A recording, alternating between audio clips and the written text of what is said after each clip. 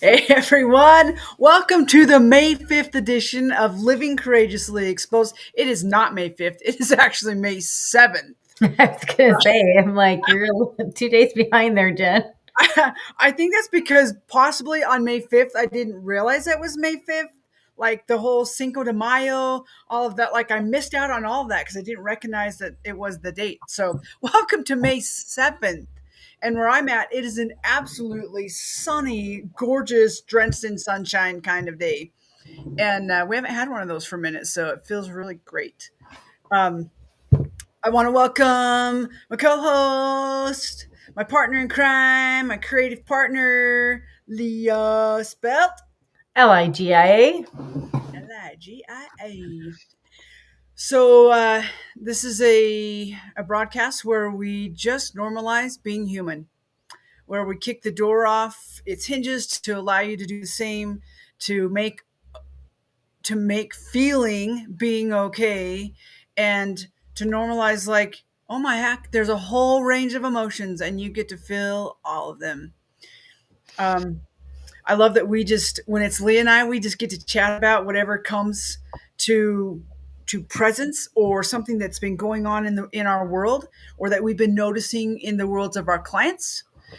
We also have amazing guests, and we have a few good ones coming up, but until that happens, Lee and I get to chew the fat, and I love it. So typically, I know she hates it when I say that. It's okay. Um, I'm not a gristle kind of girl. I'm just saying. I'm not either. I'm not either. I don't even know. I don't even know. Anyway, um, typically we start this program off with just a bit of breathing, and to remind you of the power of consciously breathing. Today, we're going to bypass the actual breathing practice just simply because we have a bit of a time crunch today. So, this is your reminder to just pause, close your eyes, take a downward gaze, and just breathe. Or just look around and breathe a little bit deeper than you maybe have been in the rest of your day.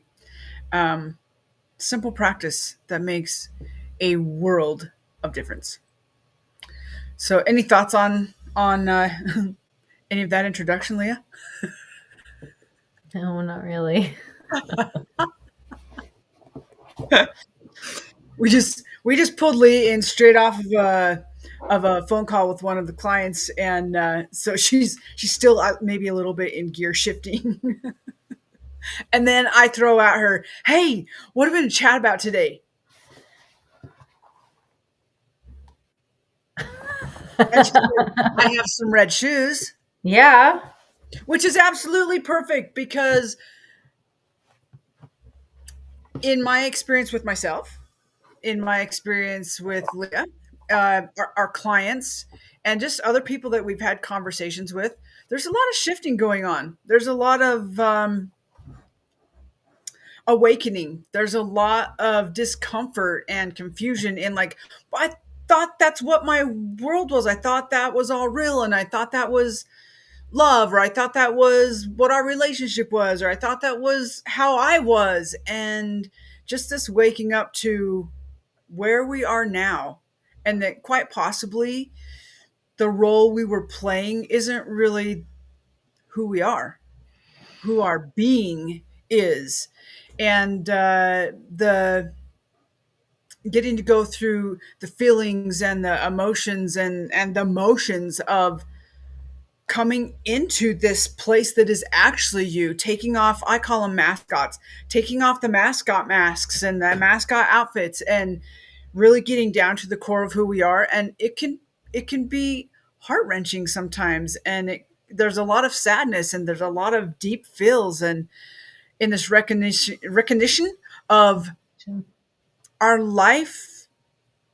Like we played really beautifully the roles that we were in, but it's not really who we are. I feel like I'm slaughtering this. um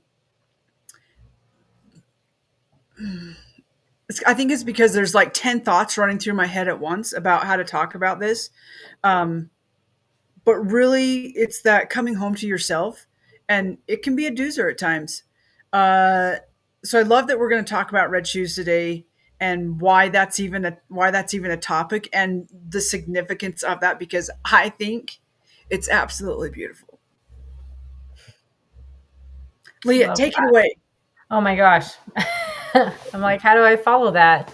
I so whether it's like doing something hard or doing something new or something that feels scary, um, I feel like I've always had, maybe not even consciously, but I've always had something that I felt grounded me. When I was doing more speaking, I always wore a ring that was like my power ring and reminded me of why I do what I'm doing. And just, it gave me strength. Sometimes it was a photo. Sometimes it was like a bracelet or just something that kept me grounded. And so this week I'm preparing for, well, I feel like I've been preparing for the last 2 years, but um, it's, the beginning of just some Hopefully the hard end. things. Yeah.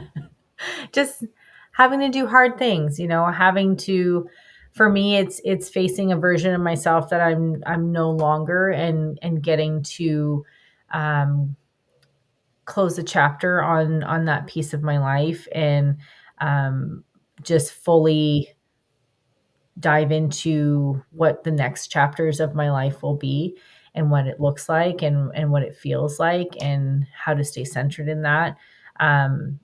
Facing the proverbial, dragon, and like, I imagine myself, there's this cave and I have to go through this treacherous cave to find, the fruit of Eden. We've been watching Dr. Doolittle the last I two. was like, the fruit of Eden, where did that come from? Yeah. I So have they not been watching Dr. Doolittle with you.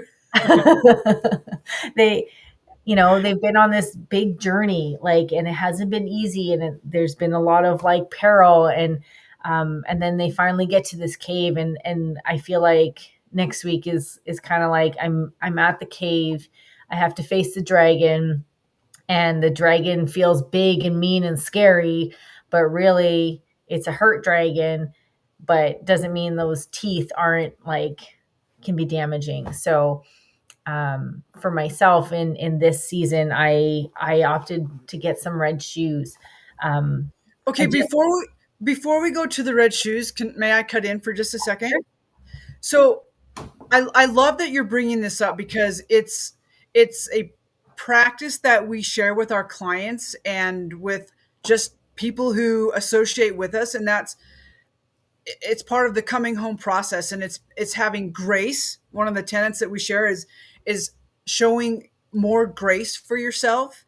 It's also we talk about hand up, so lending an energy. It's not doing something for somebody that they can do for themselves. It's a lending of energy, and I believe that this, what we're about to talk about, is a lending of energy from a more solid, wise place of yourself to a place that may not feel as wise or solid. I also feel like it's the tenet of celebrating all wins, and finding those ways to create those wins for yourself. So I thank you for letting me. But as you're talking, I'm like, oh my heck, all that stuff started running through my mind of like how we get to practice this in our own worlds. And I'm loving that we're getting to share it, and that you have these cute red shoes to do it with. it feels so silly, but at the same time, like, for me, there's a whole story to it, like, That's part of it, though. It yeah. is a little bit silly, and we've got to have the silliness, especially when there's so much like seriousness and heaviness, and it just feels like and you have this thing that you're going to share, that it is a little silly, but in that silliness, there's power, and there's strength, and there's like just this solidity of self. Yeah, absolutely. And it's a way to you don't have control in life. We think we have control, but really we have zero control, and things are unraveling. That's just bubbles. right? It's Have you ever noticed like the more you try to control things, the more things just like don't Oh, go the way that you want them to go? oh, it just gets so tense and gnarly and yeah, I don't like it. I don't like it at all. Yeah, I've tried it. I've practiced it. I suck at it. sure. And it can be really challenging. So I think for me it's just a way to have control over the only thing I have control of, which is me. I have control of, like, no one can take away my imagination. No one can take away the skills I've learned. No one can take just my own grit and determination and how I can choose to look at the world. So that's the only thing I can control. And for me, these cute little red shoes um, remind me of the Wizard of Oz and the story of Dorothy, and her whole world gets shifted and whipped around, and she ends up in this whole new place, and she's just trying to get back home to where life makes sense. And she goes on this crazy journey, and it's scary, and she's making friends along the way, and she's getting support she didn't know she had. And She's I getting love, the curtain pulled back on what she thought was real. That's not yeah, really real. it's Like, like the dragon, right? Like, yeah. um I think it's one of those places where it's a reminder for me of the lesson of that movie. It's like the scary things in life aren't nearly as scary as we make them up to be, and that we have the power within us all along. We've always Wait, had the whoa. Say that again. power. We've had the power within us all along. Like, We have it right now. Is we that what you're have it saying? right this second, right? And so for me, when I'm facing that challenging thing in my world, I I can do something subtle, just like tap my heels together. And like, no one's going to see that. No one's going to know what it means, but it's going to mean the world to me, and a reminder of like, stay home, stay within yourself, stay in your power, stay present, stay like, remember the bigger picture. So I feel like it's a way to empower yourself when you feel like you don't have a lot of power, or you feel like your future is lying in other people's hands, and it's a way to stay grounded. So I have a comment, but I feel like I need to ask a question first. Like, what is it that you're intending to do with those red shoes?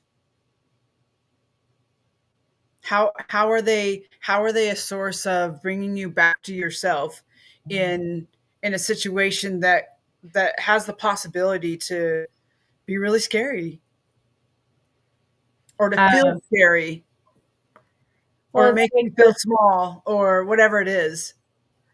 so I think of in this movie, Doctor Doolittle, because we've been watching it. He loses his wife. She gets shipwrecked. She passes, and he still has her ring, and he wears the ring, and he's about to get like skewered by the dragon, and he kisses it. It's a way of giving yourself comfort, and like reminding yourself of how you started on this journey, what this journey means to you.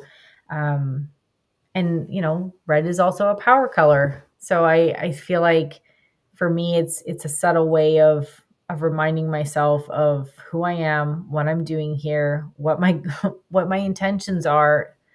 I think mostly who I am, because sometimes the outside world can start trying to tell you who you are, and skew your intentions or your integrity, or make assumptions about what you're doing or not doing. And I think it's been really important for me to stay within myself and listen to my own voice versus getting caught up in everyone else's voice and what they might think, or what they might or how they might see me or assume about me, and make decisions for my life based on that. um, So but I what think is it what is it you intend to do with these shoes? I What want to what's wear the them. and do what? What's the action that's going to bring you back to yourself. We've talked about it's in the movie from The Wizard of Oz. What does I she said do? it. I said it before that Oh, maybe I missed it. it's something subtle I can do, But what is it that what's the action like that clicking the Dorothy heels does? together. I Oh, that said right that. there. What Yeah. is it? Clicking your heels together and saying to yourself, there's no place like home.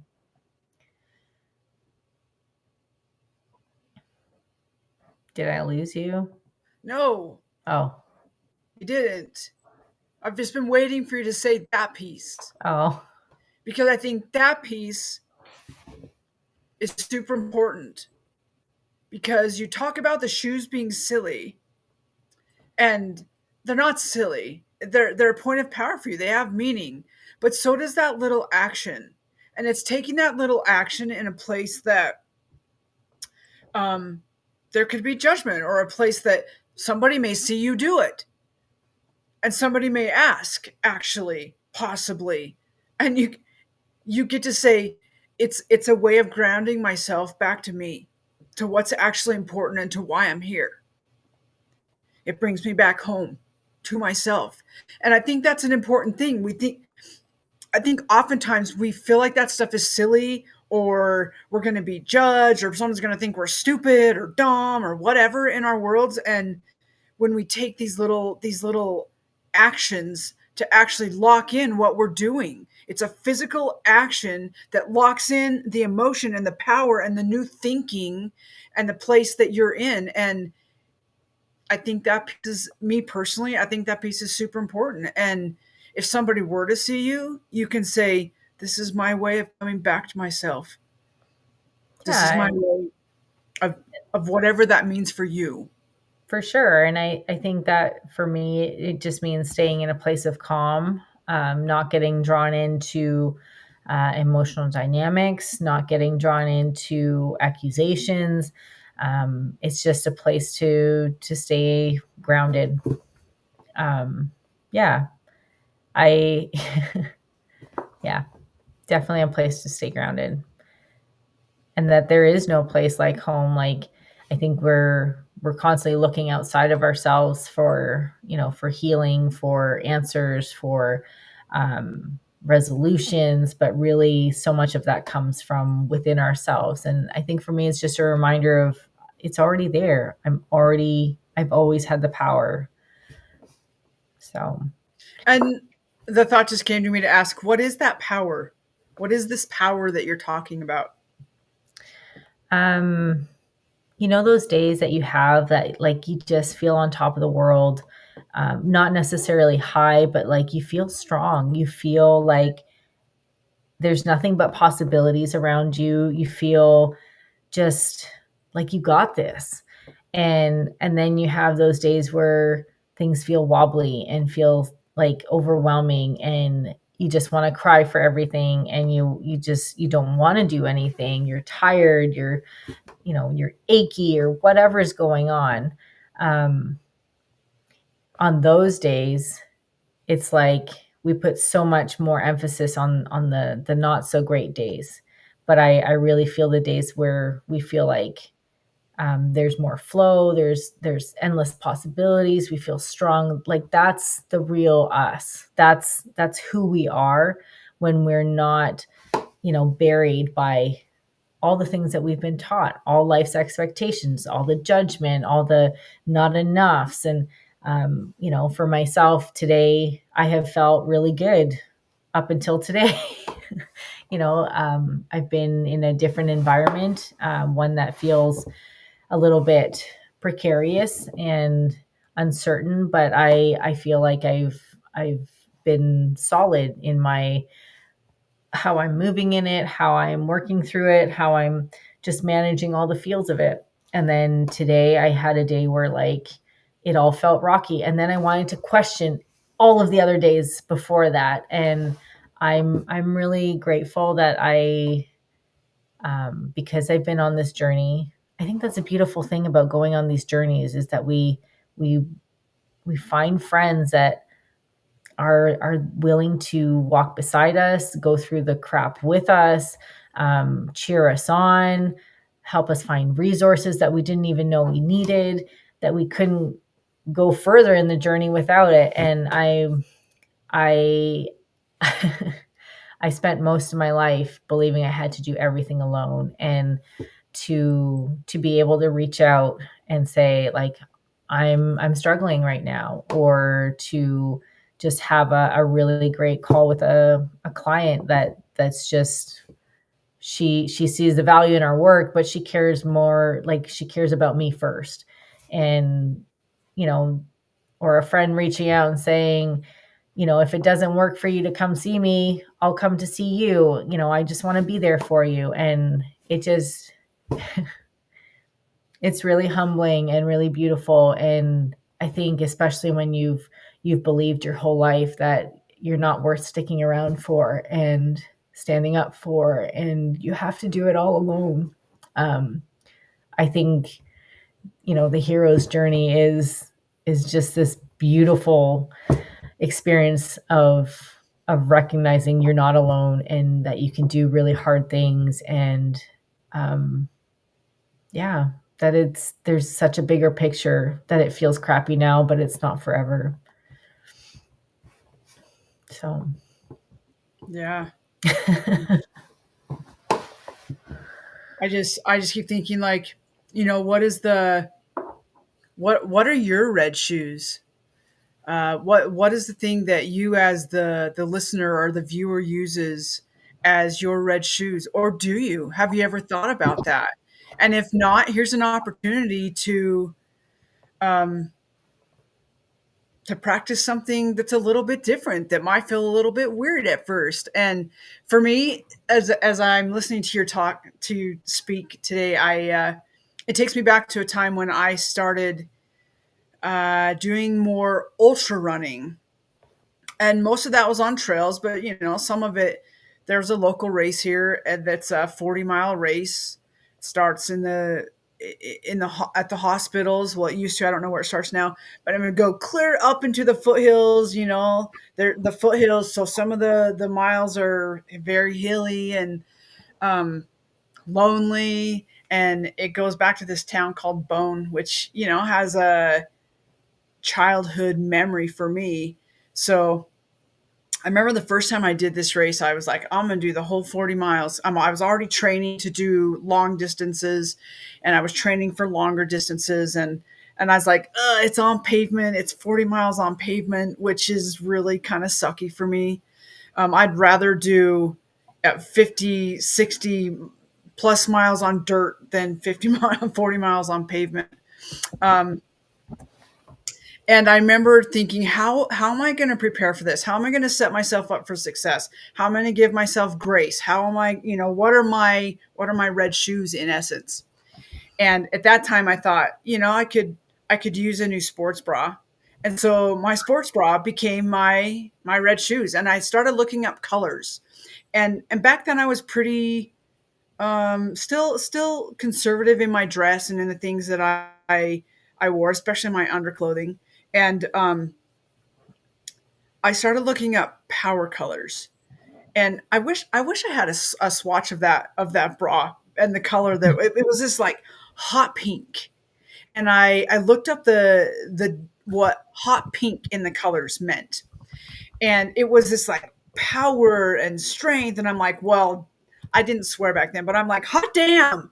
I'm like buying I'm going out of my comfort zone. I'm going to buy this hot pink sports bra, and I'm going to wear it as this just symbol of power and strength for myself. And in those places where I also was learning how to reach out and ask for help, and I would ask people to, if I knew that I was going on a big run or something that was hard, I was in a book club of women who were very supportive, who were on their own challenging journeys and learning how to do all of the things. And I got to be a facilitator as part of that group. And so I thought, I'm going to practice what I'm preaching. So I would pass around a piece of paper and say, I'm going to do this hard thing.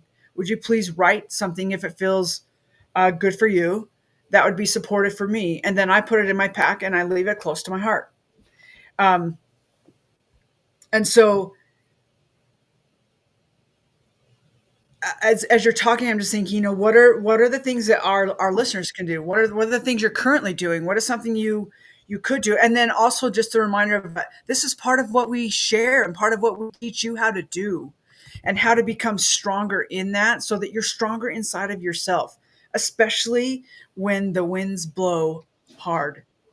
Um, it just I think back to that and just how much strength came to me knowing that I was running with that hot pink sports bra on, and my body's hurting, and I can think of the notes that were next to my heart as well, and just the power and the strength that you talked about that's already in us, how it just kind of pulls it forward and pulls it out. We're like, I got this. Yeah, that next hill is going to be a doozer, but I got this. Yeah. I love that story. I love just how you talk about the feeling of having that with you. Like it's like how I feel with the blue pack. I love the blue running pack because it feels like a It's like hug, a and hug. the poles, it's silly, but at the same time it's like, for me, the poles feel like protection and support. And it's so interesting that those are the common themes that I'm feeling right now, just because that's what I need. And how, again, we look outside of ourselves for support, but how can we bring support to ourselves and remind us of our greatness that we already have? It is our birthright. We are born with it, and it is taught. It is my opinion that it is taught out of us. We're, we are taught out of our own greatness. Now there are people on this planet absolutely who remind us of that, and I'm grateful that I have the views that I have and the things that I've learned and the passion that I was born with to be one of those people, as are you, and with some life challenges and stories to go with it. Things that I've had to grind my own teeth on and be worn down and uh, to have those skills to practice. But I do believe that stuff is taught out of us. Practiced, I call it practiced insecurity or practiced smallness. We're good at it, but it's not who we are. It makes me think of, like, not even, well, maybe it is part of the practice, but like how we put filters on ourselves to make things okay, that somewhere we know it isn't okay, but we want to make excuses and we want to make it work, and we don't want to, like, ruffle feathers. And Oh, yeah, like, that's what that brought up for me when you were saying that. so I appreciate you saying that because I think that's been one of the things like in my own world. I know it is in yours, and again in those who we get to associate with it, there's this common thread or theme of that of like for me it's learning how to set boundaries. I growing up I man I am feeling a lot of things and emotions and all the things, and it's showing up on my skin. Like I'm I'm getting all these little places that I want to itch and scratch, and so uh, that's me just normalizing what's going on in my body. Hmm. It can As be we're a lot. talking, right? As we're talking about this, and to just recognize for yourselves that that stuff happens and that you're okay. That it's just this manifestation of maybe body memories or things that come up, and we're on camera. And you know what? I'm not going to be afraid to touch my face if I need to because I need to. It's required. It needs some attention, and then it goes away. And maybe that's just the next piece is that when we honor ourselves in the ways that we need to be honored for ourselves by ourselves, it's like we've talked about this before. I'm like, how do I segue this? Because I feel like I just jumped. Um, it's like that. It's like that 2-year-old child who just taps and wants your attention. Our emotions and our past and our history wants our attention. That doesn't mean we have to go in and dig through all of the shit and find all of the things, but we do get to fill it out.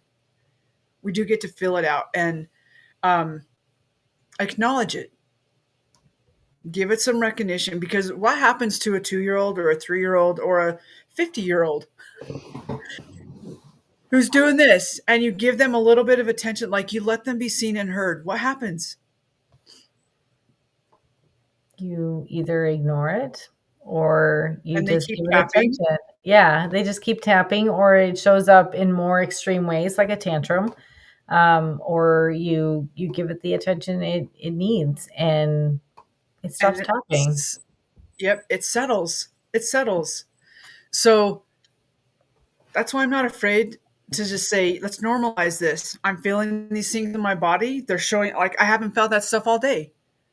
But as I'm talking to you, I'm noticing these things, and the want to like wiggle a little more. And um I just really appreciate that this is what you're bringing up, and that we get it is our, again, it's our right, our birthright to come back to ourselves and to do those things that are self-sustaining.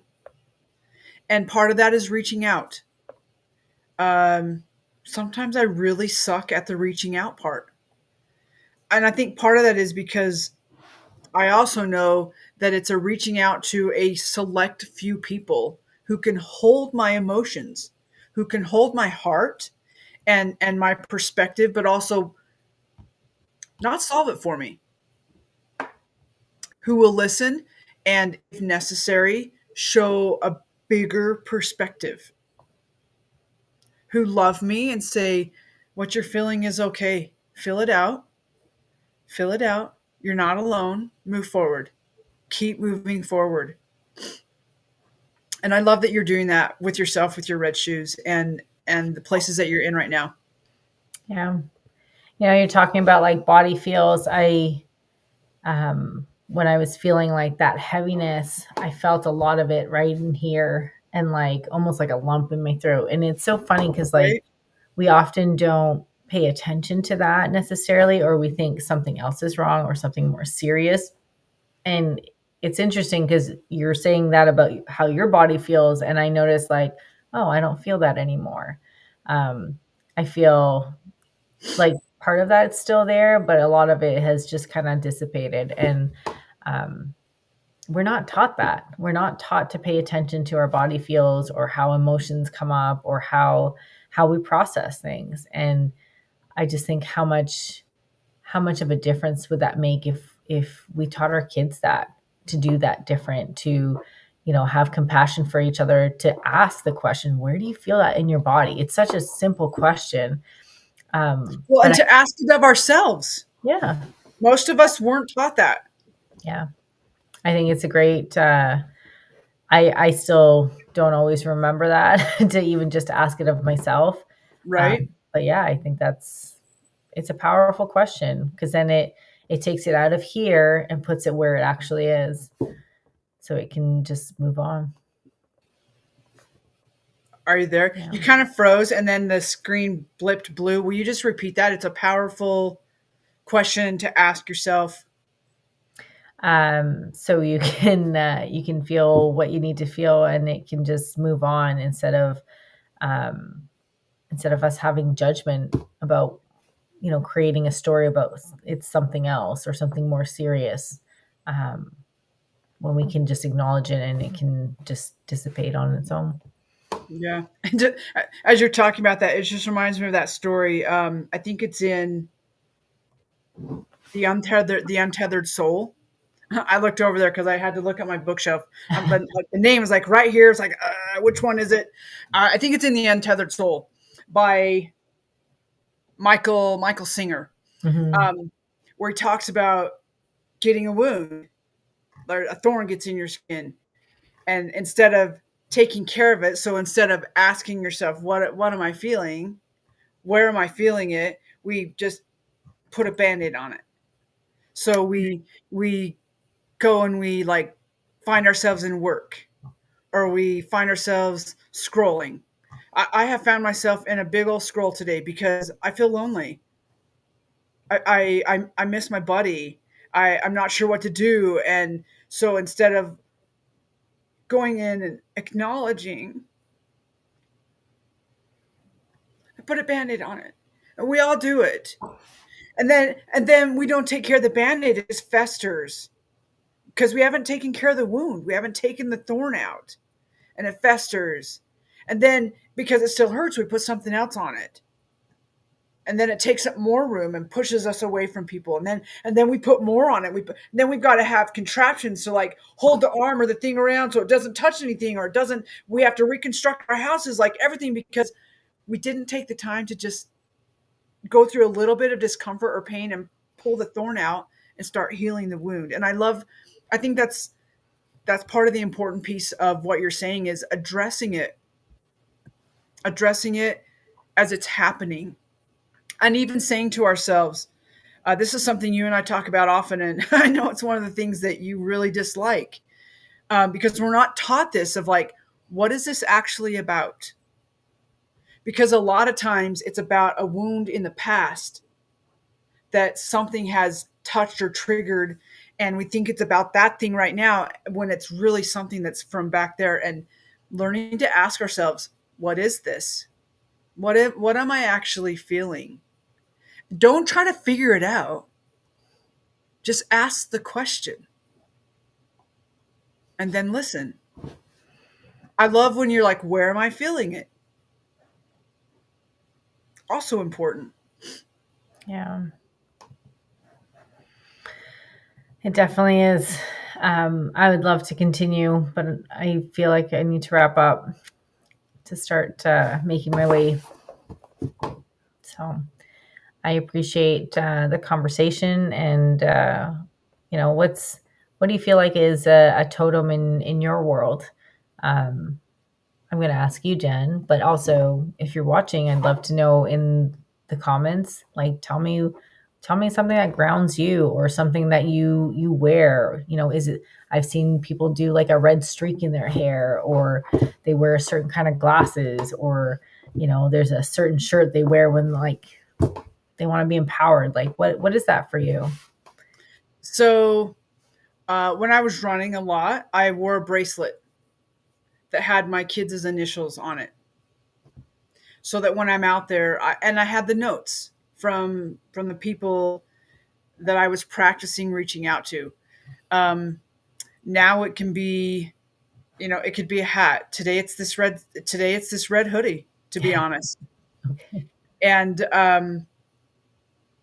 it can be a number of things depending on what I'm doing.